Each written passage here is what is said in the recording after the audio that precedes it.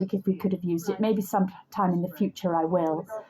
But I think this is the first time I go up. So I was a bit scared at this point. I didn't know what was going to happen. And of course, the gas and the helium in the balloon, you're thinking, oh my God, am I crazy? What's going to happen if I go up and it bursts or something?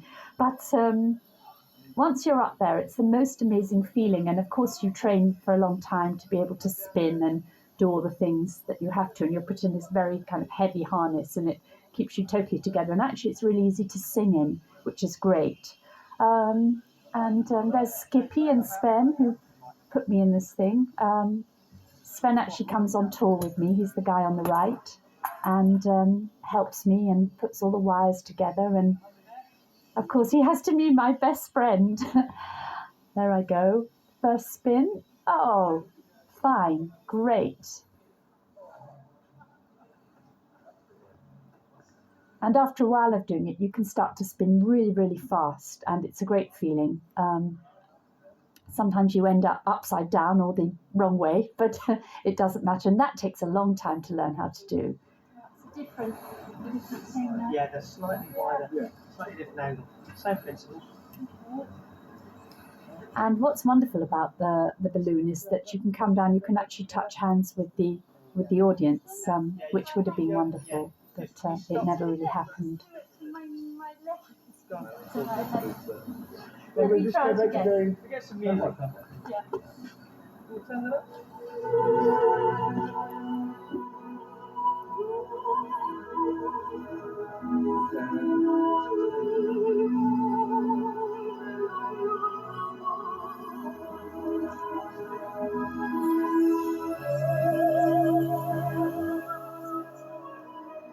When I do this, I just always think, thank God for all those ballet lessons I did. They're obviously worth something, although I never thought of it at the time. But of course, they were great to give me body control to be able to do things like this. All the mad things we do on tour to please everybody and to please ourselves. But I suppose that's the fun of it.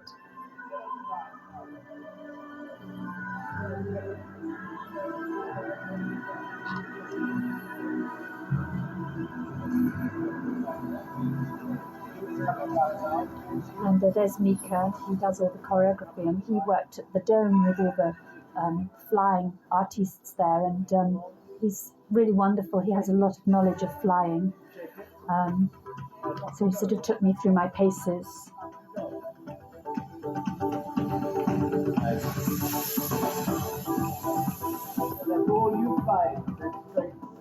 Of course, when you start, you feel really ungainly. Your legs aren't doing the right things, and you're just sort of trying things out. But of course, when you get on the stage and you're really doing it, everything falls into place, and you're just flying.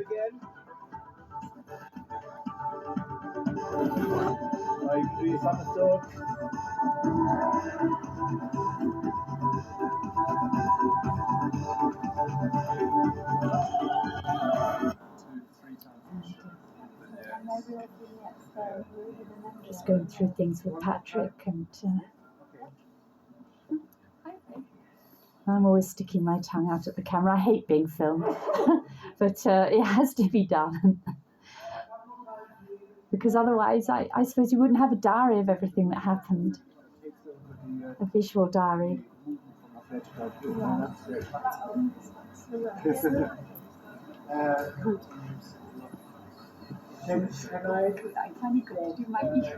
This is the Spanish song, Hijo de la Luna, that I did, and it's beautiful here. The set and the lighting are really gorgeous. But sometimes it's quite difficult, because as well as being the performer, sometimes you have to step out of the set and have a look at it from an audience point of view. There's Joy with dealing with my costumes. I think I'm teasing the boys with the camera here, because they were teasing me about having white underwear on instead of black. And all the costume trying on happens because they're making also as you're going along to see how to see you against the set, and then they'll change something. So you're always then, from performing, you're coming back into the dressing room, trying on yet another costume that's been changed or whatever. And then you have to we work on a design for the hair and for the makeup. Once the makeup artist, hairdresser Alison, has seen what it all looks like, she then starts to get ideas. So that's our starting point now. So we play everything by ear, really. We never quite know what's going to happen, but it always falls into place because I've got such wonderful, wonderful people working on everything who are very experienced and very instinctive as well. And because I've been working with them a long time, they trust what's going on and that it will all work. This, of course, was the star crown that I wanted. And we had to make it like a kind of mystical crown, but it had to be very contemporary at the same time. So it's bits of wire with bits of glass on the top, mirror glass. It looks quite good, I think. And it picks up the lights really beautifully. At this point, I'm pretty happy because it's all coming together. After thinking, my God, what's going to happen here? Oh, I love my job. I'm so lucky. I feel so lucky. Yeah.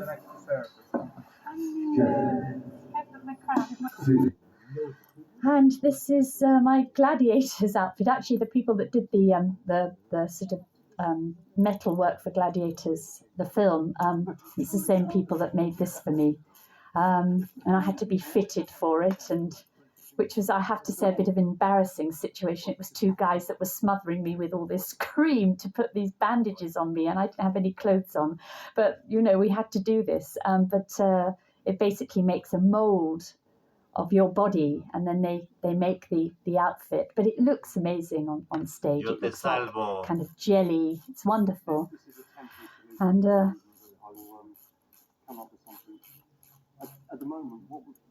I'm going to be flying here. And of course they had to find little holes in the metal there. I'm feeling pretty nervous at this point because I have to go up, because I'm in these arenas. Of course, you can go up really, really high, and sometimes you're really high, and it's quite scary. You shouldn't really think about it. You just have to go and say, okay, I'm up here, that's it, and not. But it's not good for the faint-hearted, I don't think. No, I know. Oh. It goes right under Sarah now. And of course, in the tour, underneath me, you see the globe there, which is lit. And the way that the whole thing is lit, it looks very mystical and very wonderful. And of course, the skirt being so long like that, it looks quite weird and wonderful.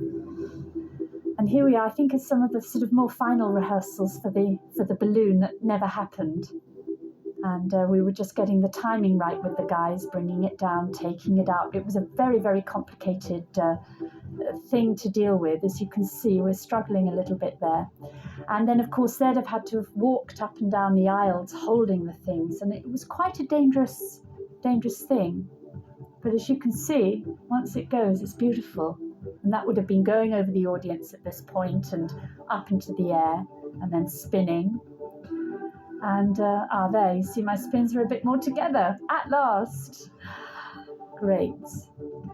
And I remember thinking that I had to be very careful at that point because of the crown catching in the wires. Here we are we're in Canada. It's before the first performance. And we're all pretty shattered. We all had a lot of jet lag and had quite a bumpy flight over.